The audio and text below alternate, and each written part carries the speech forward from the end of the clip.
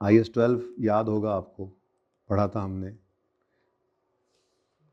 IFRS 16 इसके साथ mix भी किया था हमने, पर वो हमने देखा था सिंपल लेसर, यानी कि लेसर की सिंपल लीज IAS 12 के अंदर हमने मिक्स की थी, जिसके अंदर हमने कहा था जी करंट टैक्स के अंदर, कैलकुलेशन ऑफ करंट टैक्स में PBT से जब हम स्टार्ट करते हैं तो ऐड बैक करते हैं अकाउंटिंग वाले इंटरेस्ट एक्सपेंस को लीज लायबिलिटी के, और ऐड बैक करते हैं depreciation expense right of use का, और टैक्स वाले हमें अलाउ करते हैं लीज रेंटल्स ओनली। ठीक है जी। डेफर टैक्स की अंदर अगर बात करें तो उसके अंदर हमने कहा था जी कि 3 चीज़ें होती हैं, right of use, lease liability, current non current हम इकट्ठा कर देते थे ना यहाँ पर इस टॉपिक में। ठीक है, और उसके बाद इंटरेस्ट पेएबल एडवांस के सवालों में भी आ जाता था, और इंटरेस्ट पेएबल आ जाया करता था अगर हमारा ईयर एंड और टैक्स वालों का हमारा ईयर एंड और लीज का ईयर एंड डिफरेंट होता था। तो तीसरी चीज़ जो मैक्सिमम पॉसिबल इसमें आ सकती थी वो होती थी इंटरेस्ट पेएबल। हमने कहा था जी क्योंकि लीज को टैक्स वाले मानते नहीं हैं, तो कैरिंग अमाउंट जो है वो हमारी वर्किंग वाली और टैक्स बेस्ड जीरो होती है, यहाँ से डिफरेंस आता था। ठीक है, सही है। यहाँ पर टैक्सेबल टेम्परेरी डिफरेंस, यहाँ पर डिडक्टेबल टेम्परेरी डिफरेंस आ जाएगा। ठीक है, अब ये हमने क्या किया था जी, लेसी सिंपल लीज, तो लेसी की शॉर्ट टर्म लो वैल्यू वाली लीज भी थी, और लेसर की भी 2 लीजेस थी, उसको हमने IAS 12 के साथ मिक्स नहीं किया था, तो आज हम वो पढ़ने लगे। ठीक है, सही है। अच्छा, अब मैं बात कर रहा हूँ जी लेसर की, तो टैक्स वाले क्या कहते हैं लेसर को?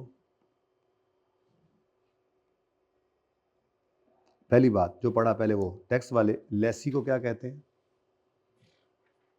टैक्स वाले लेसी को क्या कहते हैं जी? लेसी को, भाई लेसी ये तुम्हारा एसेट है ही नहीं।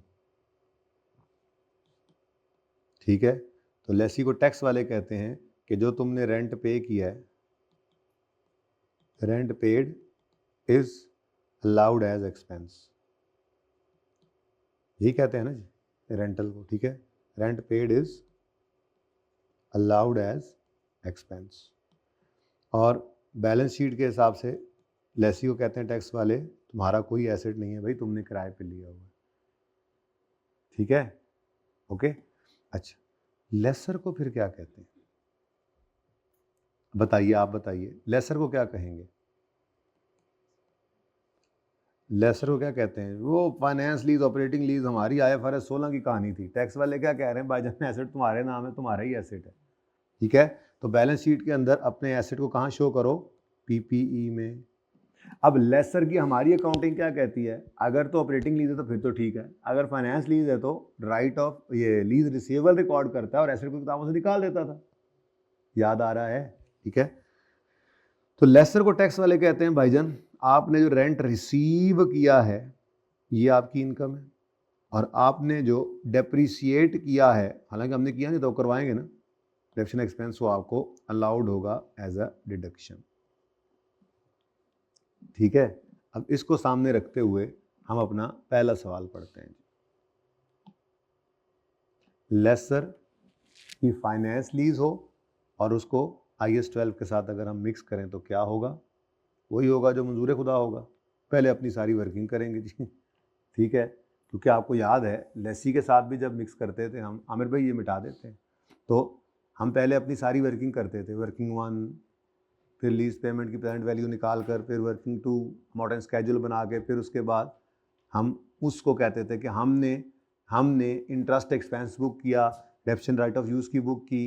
वो कहते हैं नहीं, इसको रिवर्स करो। तो पहले जो करना है अपना वो तो करेंगे ना जी। ठीक है, तो सवाल देखें जी, XYZ एक लेसर है, उसने इक्विपमेंट लीज किया है to ABC with a fair value of इतने in terms of finance lease agreement, खुद ही उसने बोल दिया फाइनेंस लीज है। बहरहाल टेस्ट भी आप लगा सकते हैं। लीज बिगिंस ऑन यकम January x5. There are 5 installments of 10,000 each paid annually in arrear at discount rate is 10%. Tax authorities के बारे में बाद में पढ़ते हैं, ये बाद में देखते हैं, पहले अपनी अकाउंटिंग तो कर लें. आगे कहता है टैक्स रेट एप्लीकेबल कितना है, ये भी टैक्स की बात हो रही है, देखते हैं. और पीबीटी क्या है, XYZ accounting profit before tax is 2006 1 lakh रुपए और 2005 का 1,50,000 रुपये. ठीक है जी. अब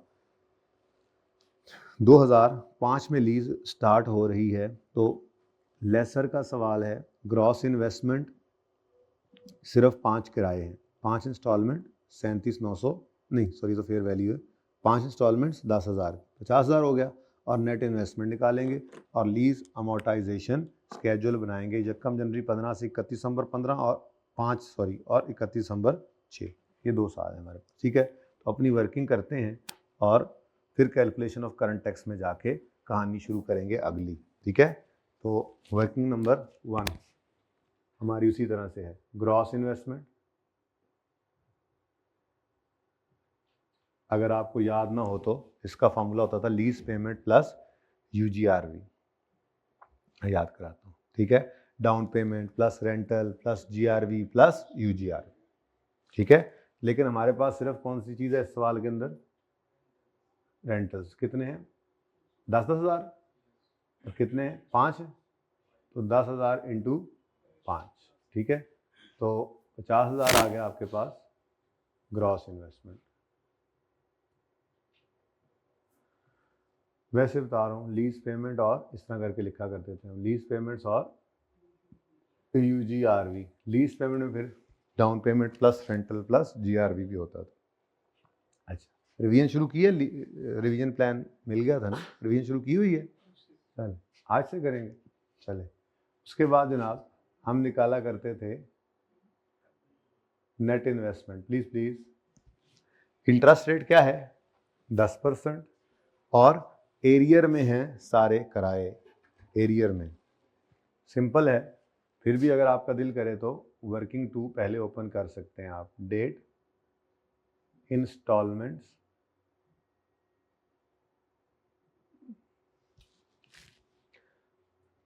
चले, पीवी ऑफ एलपी भी निकल सकती है. क्या है जी वैसे, मतलब यहाँ पे डेट पहले, बाकी बाद में कर लेंगे. प्रिंसिपल इंटरेस्ट और बैलेंस. यकम जनवरी 5 पर लीज में स्टार्ट होना है. किराए एरियर में है एडवांस में, तो 31 दिसंबर 5 पे पहला किराया आएगा 10,000. फिर 31 दिसंबर 6 पर दूसरा किराया आएगा 10,000. ऐसे ही 5 किराए आते जाएंगे, इससे आगे नहीं जा रहे. ठीक है, अब एरियर है तो फिर 10,000 के 5 किराए क्या होने हैं जी, discount 1 minus 1.1 raise to power number of किराए 5 है, -5 डिवाइड बाय 0.1. आंसर इज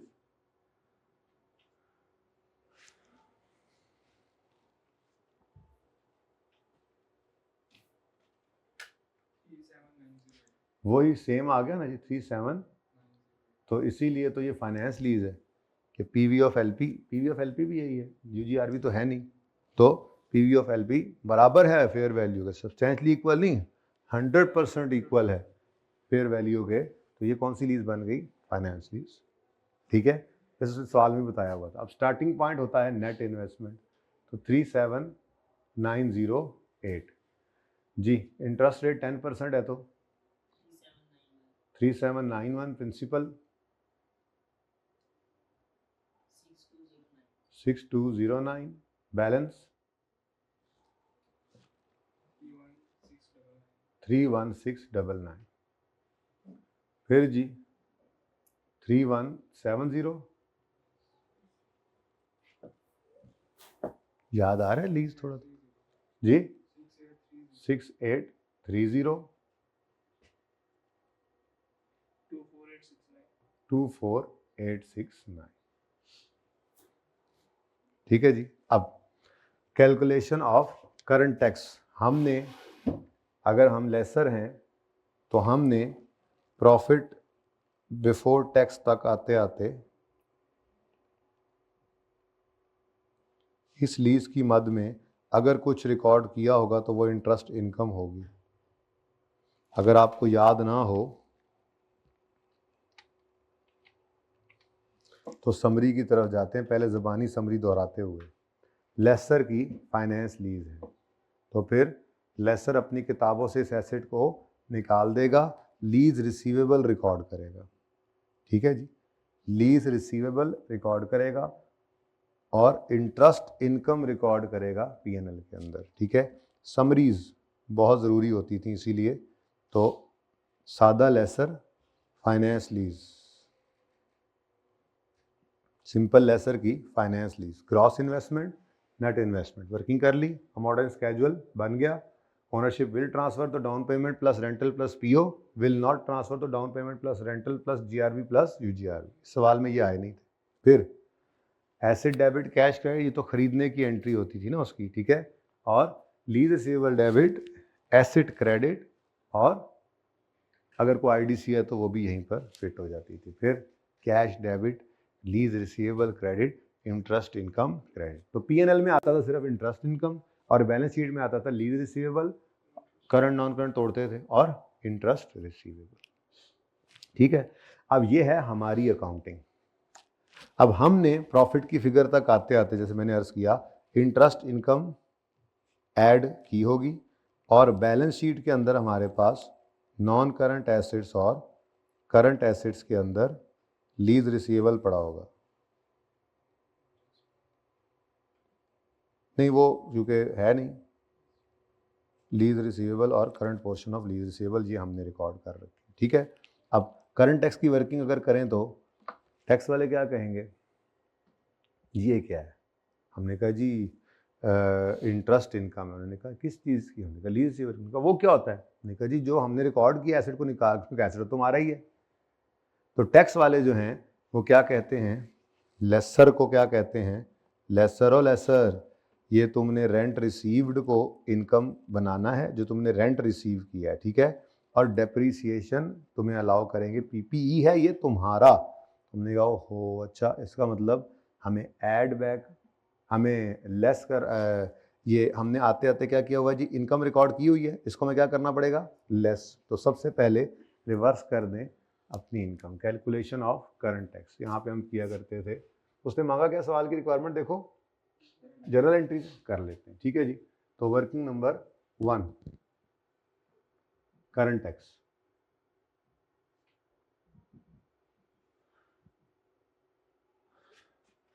दो 2005 जी। पीबीटी कितना है? पीबीटी 5 का 150,000 में चल सकते हैं, पूरा ही लिख लें 150,000। अच्छा, अब हमने प्रॉफिट तक आते आते इंटरेस्ट इनकम को क्या किया हुआ है, ऐड। तो सबसे पहले वो कहेंगे उल्टा दो इसको, हम नहीं मानते इसको, ये इंटरेस्ट इनकम लेस कर दें। कितनी रिकॉर्ड की होगी आपने 5 वाले साल में? 3791। तो ये 3791 ऐड बैक हो गया। ठीक है जी, उसके बाद वो कह रहे हैं आपको हम अलाउ करेंगे पीपीई पर डेप्रीसिएशन, और जो आपने रेंट रिसीव किया है, ये किराए पे आप, वो कहते क्या है, तुमने ये एसेट दिया हुआ है किराए पे, पीपीई तुम्हारा ही है, तुमने किराए पे दिया हुआ है और उससे किराया रिसीव कर रहे हो। तो किराया क्या है, वो पूरी किस्त। ठीक है, तो वो फिर क्या कह रहे हैं जी, तुम्हें हम टैक्सेबल करेंगे रेंट रिसीव्ड की अमाउंट से। कितना रेंट रिसीव किया है जी आपने? 10,000। तो इस पे वो टैक्स ले रहे हैं 10,000। और ये समझ आ रहा है, इजी इजी। और तुम्हें हम अलाउ करेंगे डेप्रीसिएशन पीपीई की, है पीपीई तो हमारा है नहीं, बाहर अब क्या कर सकते हैं। ठीक है, तो कितनी है जी कॉस्ट, एसेट की कॉस्ट क्या है भाई, जो इसकी फेयर वैल्यू है। ठीक है, ये इसकी कॉस्ट है। और अब देखें तो tax authorities grant 20% allowance on, तो 37908 पर लगाएंगे हम 20%, तो ये हमारी क्या बन जाएगी, डेप्रीसिएशन। ठीक हो गया जी। तो इंटरेस्ट इनकम तो हमने निकाली है जी वर्किंग 2 से। रेंट रिसीव्ड सवाल में गिवन है, ये यहीं पे कर दो 37908 इंटू 20%, सॉरी 7582। ले जी, आपका टैक्सेबल प्रॉफिट आ गया कितना 148,627 और टैक्स रेट भी सवाल में गिवन है, tax at the rate of 35%। Answer is 52091।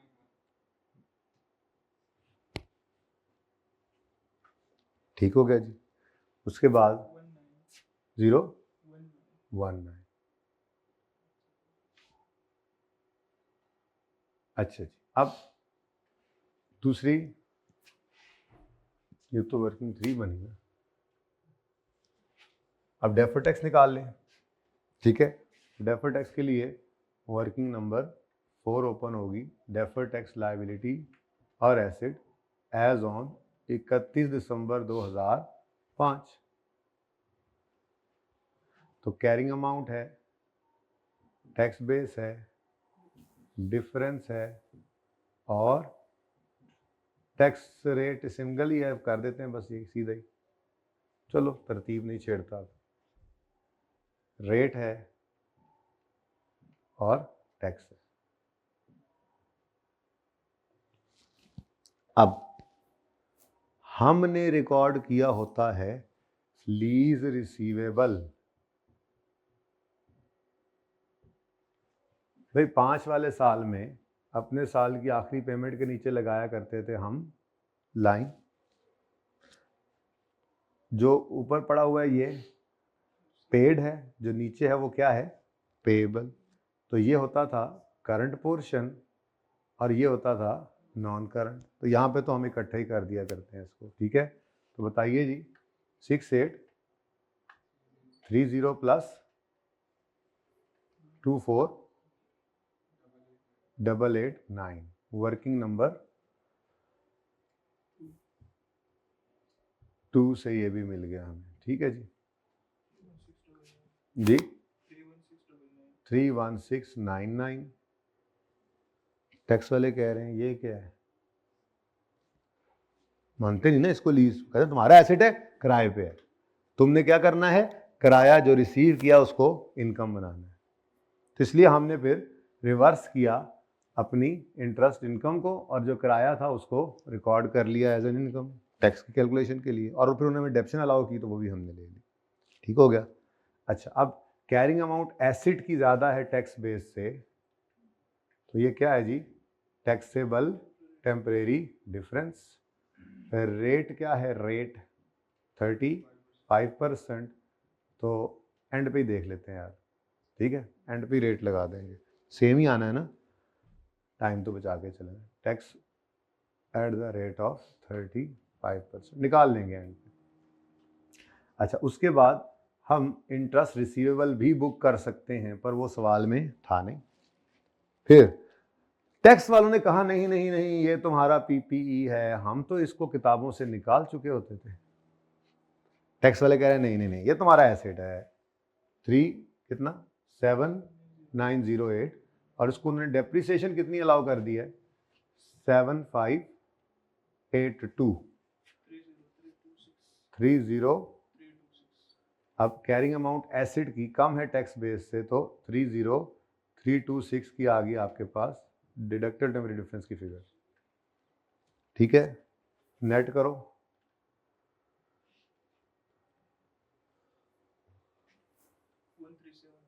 1373 का टैक्सेबल टेम्परेरी डिफरेंस और उस पर आ जाएगा 481 का लाइबिलिटी का 481 DTL।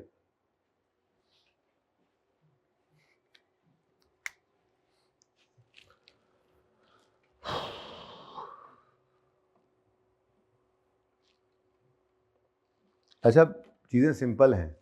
आपने अगर अपनी बेसिस को स्ट्रांग रखा तो चीज़ें सिंपल हैं। वर्किंग 5, डेफर्ड टैक्स लायबिलिटी का लेजर बना लें, या एसेट भी हो सकता है।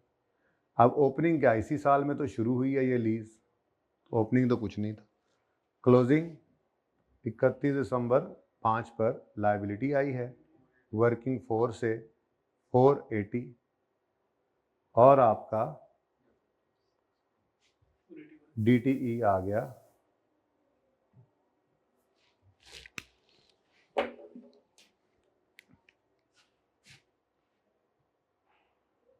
जी 481।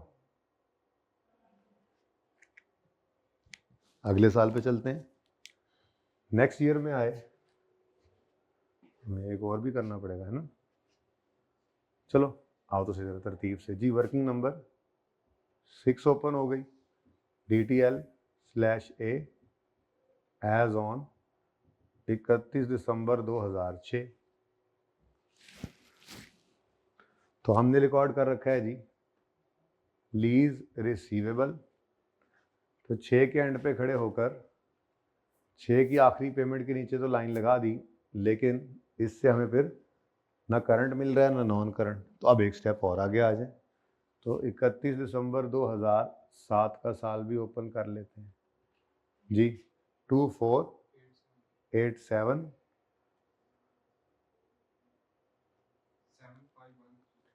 7513 और नॉन करंट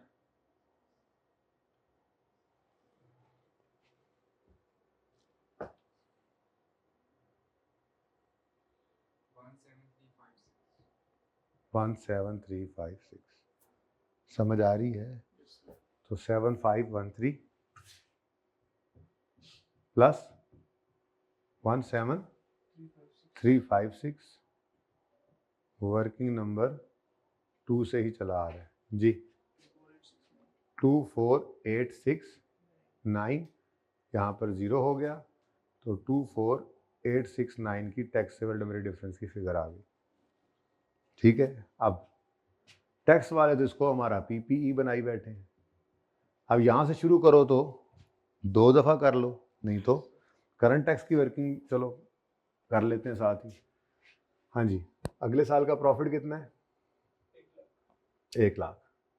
6 का प्रॉफिट 1 लाख। इंटरेस्ट इनकम 6 में कितनी बुक की होगी हमने? 31। वो कहेंगे रिवर्स करो, बल्कि 10,000 को इनकम के तौर पे रिकॉर्ड करो, और हाँ स्ट्रेट लाइन के ऊपर तुम्हें डेप्रीसिएशन भी अलाउड है जी।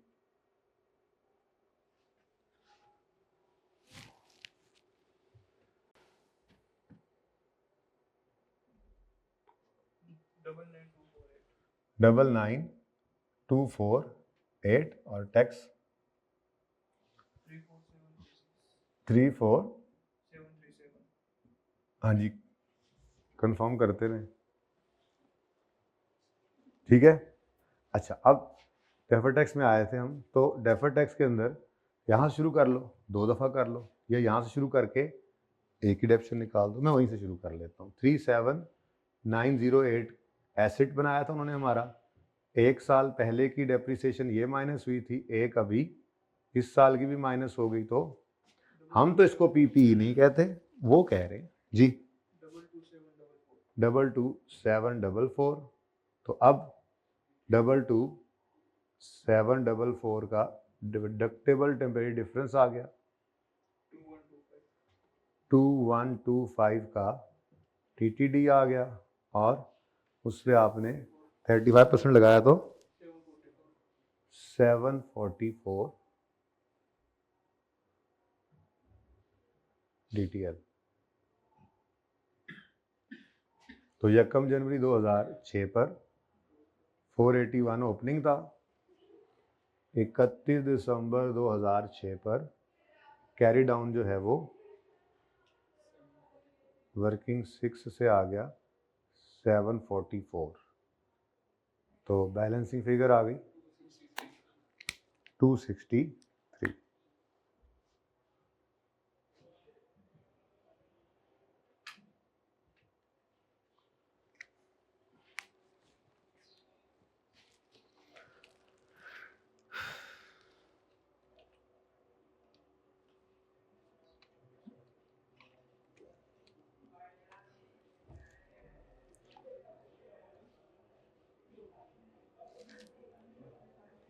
अच्छा जी, अब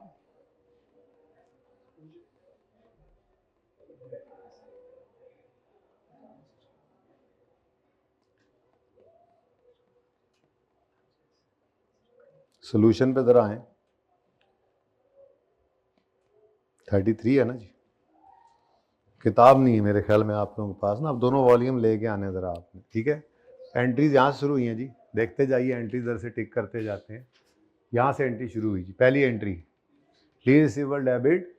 अगर खरीदने की एंट्री करनी है तो पहले कर लें, लेकिन उसके लिए बताया था एसेट की खरीदने की डेट अगर गिवन हो तो पहली एंट्री करनी है। एसेट डेबिट कैश क्रेडिट, वो डेट गिवन नहीं है तो फिर lease receivable debit PPE credit, फिर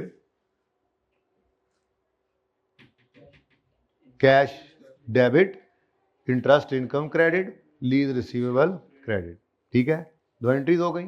तीसरी entry CTE debit CTP credit, चौथी entry DTE debit DTL credit.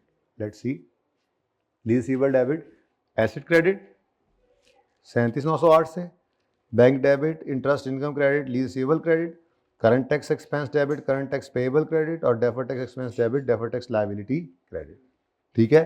अगले साल में 10,000 वाली entry cash debit lease receivable credit interest income credit, ठीक है। फिर CTE debit CTP credit DTE debit DTL credit, ठीक है। ये 263 था, इस बेचारे का सर फट गया लगता है, खून निकल रहा है, ठीक है जी। तो ये जनाब, अब वर्किंग्स ही हैं। अगले सवाल में क्या हो रहा है, फाइनेंस लीज ही है, ट्राई करना है इसको लाजमी, ठीक है। अच्छा जी, क्वेश्चन 35 में ऑपरेटिंग लीज को मिक्स करेंगे हम विद IAS 12, ठीक है। XYZ limited entered into an operating lease with ABC, देखो खुद ही ऑपरेटिंग कह दिया है, बहरहाल अपने टेस्ट भी लगा सकते हैं हम। ABC limited agreed to lease a plant from XYZ limited which had cost XYZ limited 15 lakh on यकम जुलाई 2003, इंसेप्शन यकम जुलाई 3 है, लीज पीरियड है 3 साल, और यूजफुल लाइफ है एसेट की कितनी। अब पढ़ते जाते हैं पहले पूरा। Lease installments 3 million to be reduced annually by 5% is payable in arrear. XYZ limited depreciate its plant on straight line basis, lesser accounting profit, ये तो टैक्स की बात है। पहले अपने टेस्ट लगा लेते हैं। पहला टेस्ट, क्या कहीं पर लिखा हुआ है कि एसेट लीज टर्म के एंड पे लेसी को मुफ्त में मिलेगा? क्या पैसे देकर मिलेगा, ऐसा कुछ लिखा हुआ है? बोलो।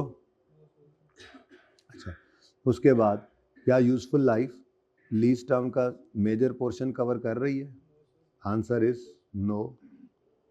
अच्छा, अब interest rate implicit rate given नहीं है तो कोई बात नहीं, लीज इंस्टॉलमेंट्स को ही पकड़ लेते हैं।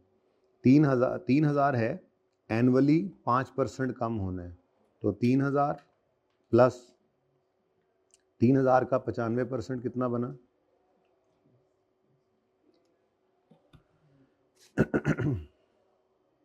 जी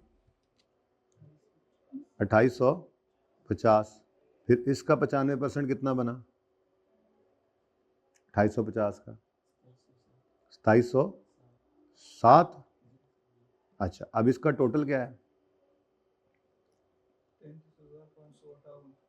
33,558 डिवाइडेड बाय फेयर वैल्यू कितनी है जी? 8,500। ये कितना है? 8,000, ठीक है जी, डिवाइडेड बाय 15,000, ये कॉस्ट, ये कॉस्ट गिवन है, ठीक है। तो 15,000, तो आंसर इज हाँ, तो ये भी नो है। तो इसका मतलब वैसे ही टेस्ट लगा के ज़रा रिवीजन की अपने IFRS 16 की, कोई स्पेशल नेचर का एसिड भी नहीं है, तो जब सबका आंसर नो है तो ये क्या है? ऑपरेटिंग लीज है, ठीक है। अब ऑपरेटिंग लीज में लेसर क्या करता है? एसिड अपनी किताबों से नहीं निकालता। एसिड खरीदा पीपीई डेबिट कैश क्रेडिट, और फिर उसको अपनी किताबों में रख दिया और उसको किराए पे दिया, यूँ समझ लो। लेकिन किराया मुसीबत ये थी कि स्ट्रेट लाइन पे रिकॉर्ड करते थे, आया कमाया घिसाया, याद आ रहा है? आया कमाया घिसाया, तो पहले हम वो कर लेते हैं, आया कमाया घिसाया, यहीं पे सवाल करते हैं जी। क्वेश्चन नंबर 35 है और पेज नंबर है जी, पेज नंबर है 228 वॉल्यूम 1 का। ठीक है जी। अब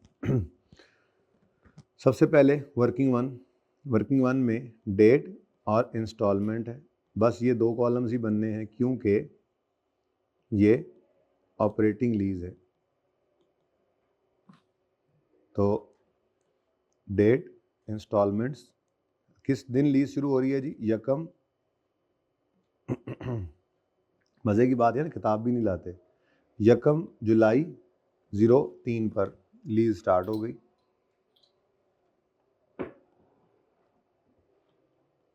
ठीक है जी। किराया पहला आना है 30 जून 2004 पर। किराया कितना होगा जी? 3000। नेक्स्ट किराया आएगा जी 30 जून 2005 पर, और वो आपने बताया था जी 2850। ठीक है जी। सोल्यूशन खोल के बैठे हो या क्वेश्चन? क्वेश्चन, ठीक है। तीसरा क्या था? 30 जून 2006 पर जी, कितना? ठीक है जी। अब इसका टोटल, और हमने तो रेंटल इनकम लेनी होती है स्ट्रेट लाइन पर, तो ईयर्स हैं तो ईयर से डिवाइड कर दो। आंसर इज जी 2852। ठीक है जी। अब क्योंकि उसने सारी एंट्रीज मांगी हैं तो हमें सारी एंट्रीज ही करनी पड़ेंगी। कौन कौन से साल की मांगी है उसने? 2000 सिर्फ 4 की, पहले साल। ठीक है जी, अच्छी बात है। For the year ended 30 June 2004, तो सबसे पहले एसेट खरीदने की एंट्री करेंगे या नहीं करेंगे? देख लेते हैं। X limited enter into operating lawn यकम July. ABC limited agreed to lease a plant from X which had cost it on यकम जुलाई 3। ठीक है, तो इसका मतलब यकम जुलाई 3 पे एसेट खरीदने की एंट्री भी कर लेनी चाहिए। तो यकम जुलाई 2003 पर एंट्री होगी PPE डेबिट और कैश क्रेडिट। 15,000 था, 1500 था, 15,000। ठीक हो गया जी। उसके बाद ये एसेट इसने अपनी किताबों में ही रखना है, इसको किताबों से निकालना नहीं है। ठीक है। अब इसको किराए पर देगा, तो आया कमाया और घिसाया, ये 3 एंट्रीज थी। तो 30 जून 2004 पे सबसे पहले आया की एंट्री होगी जी, कैश डेबिट और आया कमाया घिसाया for both rent receivable and unearned rent. We had used the word rent receivable. तो दोनों एंट्रीज रेंट रिसीवेबल में डलती थी। याद आ रहा है? कुछ नहीं भूला आपको, बी कॉन्फिडेंट। ठीक है, सब याद है इंशाल्लाह। बस एक रिवीजन की ज़रूरत है। सब इंशाल्लाह बहुत, जब कर रहे थे तो अच्छे से आता था, इसका मतलब समझ आया हुआ है। भूल जाना फितरी चीज़ है, नसियान का मादा अल्लाह ने इंसान में रखा हो, रिवाइज करोगे आ जाएगा दोबारा।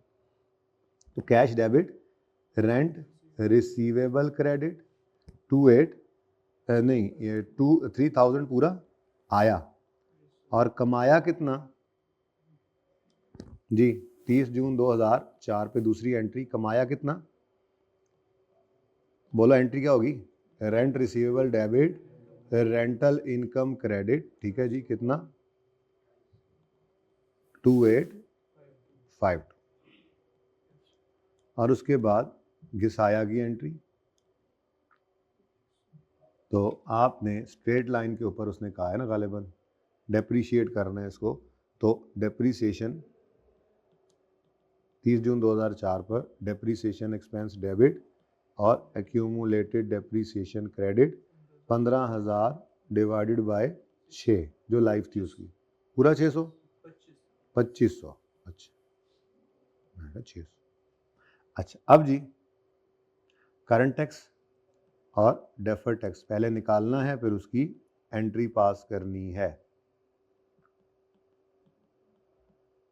तो ये 2 एंट्रीज अभी एडिशनल हमारी होंगी, ठीक है। अब याद है बैलेंस शीट के अंदर क्या जाता था? बैलेंस शीट में पीपीई तो जाता ही है, उसकी बुक वैल्यू नजर आएगी। एक एडिशनल चीज भी जाया करती थी, कुछ याद हो तो, एक एडिशनल चीज भी जाती थी, रिसीवेबल या अनअर्न्ड, और वो हम निकाला कैसे करते थे?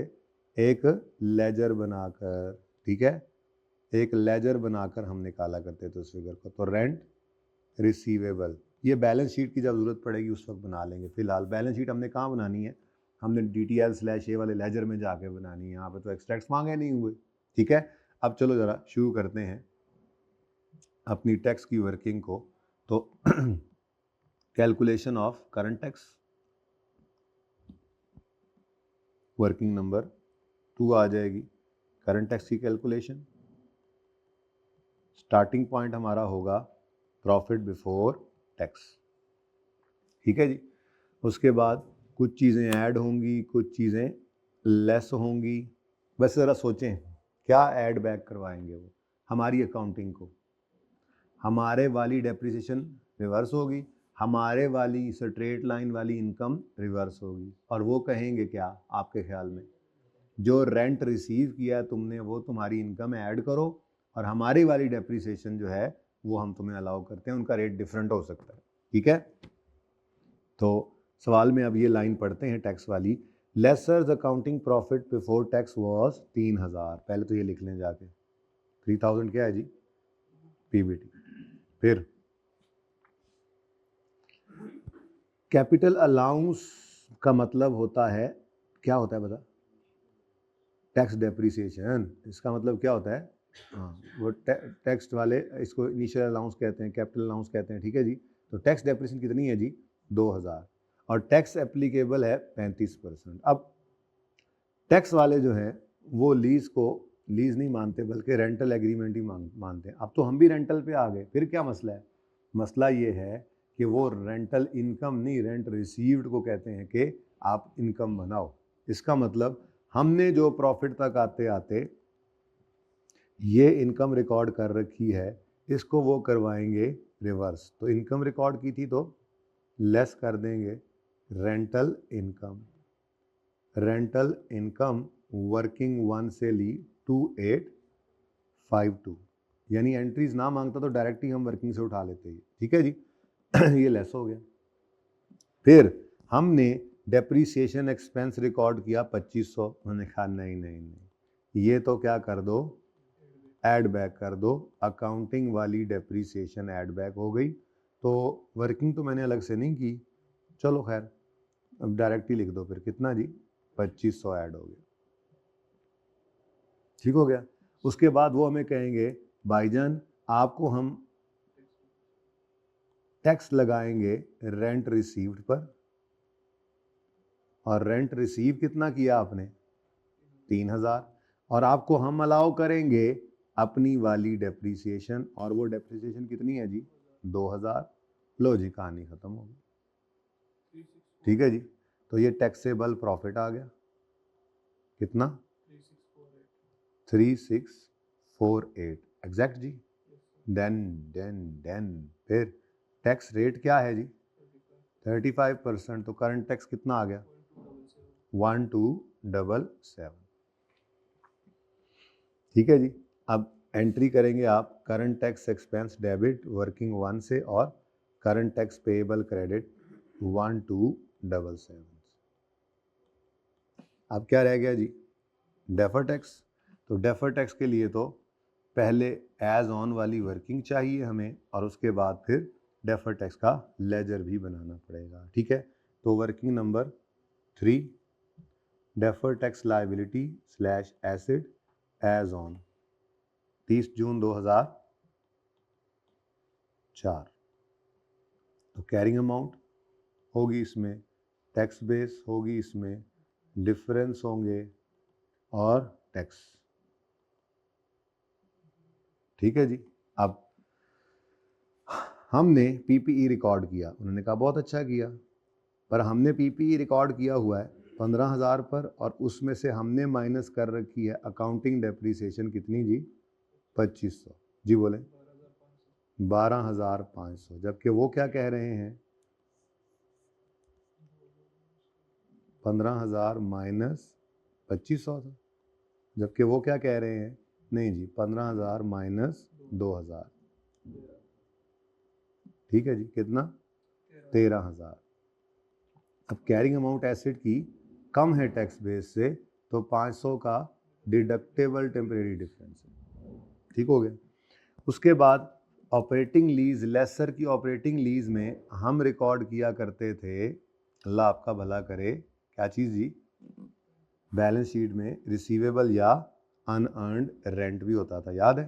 तो यहाँ पे एक छोटी सी वर्किंग आप करते हैं, वर्किंग नंबर बनेगी और उसमें rent for both rent receivable and unearned rent, we had use the word rent receivable, याद आ रहा है, नोट डालते थे। तो रेंट रिसीवेबल, अब एंट्रीज से ही उठाना है। रिसीवेबल क्रेडिट हुआ कितने से, 3,000 से, छोटी सी वर्किंग है बस, ठीक है, कैश। फिर रिसीवेबल डेबिट हुआ कितने से, 2850 से, ये क्या है जी, इनकम। अब क्लोजिंग इस तरफ आ रहा है, बैलेंसिंग कितना 150। अब क्लोजिंग किस तरफ आ रहा है जी, एसेट है या लायबिलिटी है, कमाया 28 लेकिन आया 30, मतलब 3, 2800 कमाया और 3,000 आ गया, तो ज्यादा आ गया, तो ये क्या है, एडवांस, ठीक है, अनअर्न्ड। तो बैलेंस शीट के अंदर हमने एक अनअर्न्ड रेंटल इनकम रिकॉर्ड कर रखी है, कितनी 150 की, ये जनाब वर्किंग नंबर 4 से हमने ली है। टैक्स वाले तो रिसीट की बेसिस पर चल रहे होते हैं, उनको तो इसका पता ही कुछ नहीं, ठीक है। आगे जाने की तो मेरा ख्याल है कोई ज़रूरत ही नहीं है, हमारा काम तो यहाँ पे हो गया ख़त्म।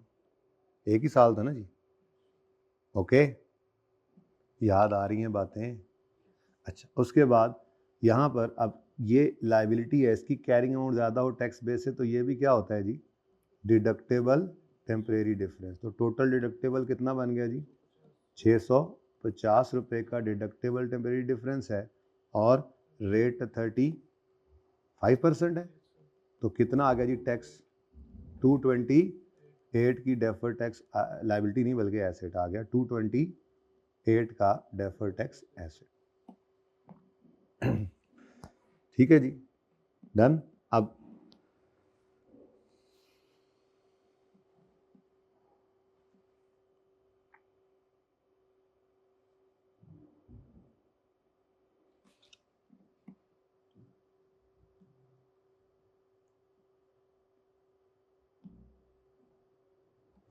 उसके बाद ही अब हम अपना डेफर टैक्स का लेजर बनाएंगे।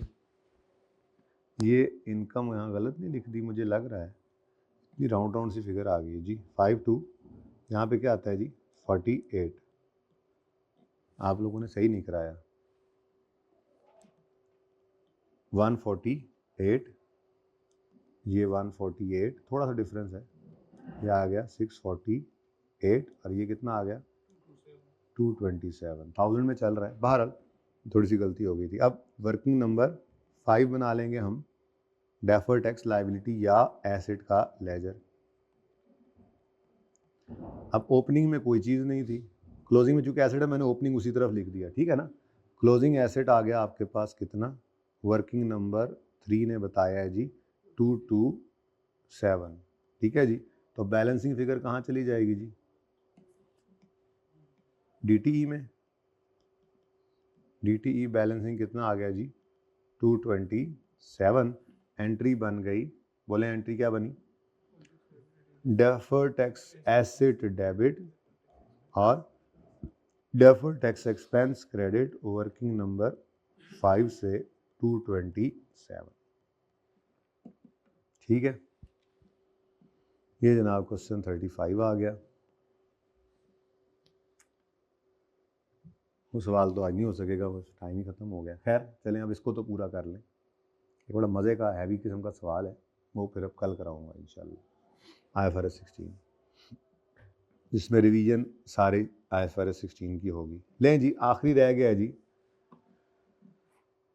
लो वैल्यू एसेट की अगर लीज़ हो तो। अब हमने लेसी की नॉर्मल लीज को कर रखा था IS 12 के साथ मिक्स, लेसी की लो वैल्यू अब करने लगे, लेसर की 2 ही लीजेज होती हैं फाइनेंस और ऑपरेटिंग, उनको भी हमने मिक्स कर लिया। सवाल में हो सकता है मिक्स, ठीक है।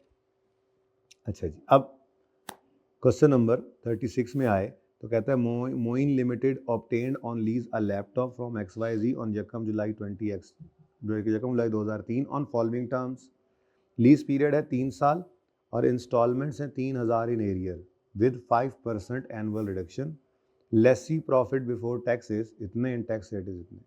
अब लैपटॉप है तो ये क्या है, एक लो वैल्यू एसेट है और लीज शॉर्ट टर्म की नहीं है बल्कि लीज है 3 साल की। तो जैसे अभी अभी ऑपरेटिंग लीज लेसर की थी, इसी से मिलती जुलती होती थी, बस वो आया कमाया घिसाया होता था और यहाँ पे हम कहते थे गया खर्च हुआ, गया खर्च हुआ, गया खर्च हुआ। डेप्रिसिएशन का कोई सवाल ही पैदा नहीं था क्योंकि यहाँ पर हमें मिला करती थी रिकॉग्निशन एग्जेम्पशन। शॉर्ट टर्म या लो वैल्यू एसेट के अंदर हमें एग्जेम्पशन मिलती थी स्टैंड की तरफ से कि राइट ऑफ यूज और लीज लायबिलिटी को रिकॉर्ड मत करें, ठीक है। तो फिर काम शुरू करते हैं जी अपना। पहले वर्किंग 1, इसमें हमने डेट और इंस्टॉलमेंट लेते थे उसी तरह से, ठीक है जी। तो किस दिन लीज शुरू हो रही है जी, यकम जुलाई 2003 पे और एनुअल रेंटल्स हैं तो पहला रेंट 30 जून 2004 पे आएगा। कितना किराया है, 3000, ऐसा ही है। फिर इसने 5% रिड्यूस होना है तो 30 जून 2005 पर 5% रिड्यूस कर दें, इसको 95% करें, 2850, और फिर 2850 को 95% करें जी, 2708, ठीक है।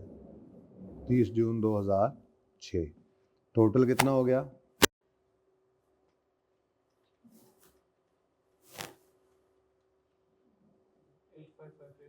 8558।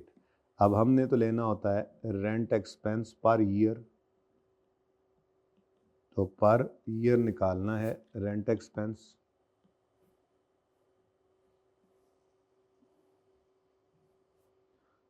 रेंट एक्सपेंस पर ईयर, तो उसके लिए क्या करेंगे, 8558 को डिवाइड कर देंगे 3 ईयर्स के साथ, 2853। अच्छा जी, अब उसने हमसे क्या कहा है जी, प्रिपेयर करो जर्नल एंट्रीज, ठीक है। तो आपने पहली जर्नल एंट्री करनी है जी 30 जून 2000 फॉर द ईयर एंडेड, तो लिख लें पहले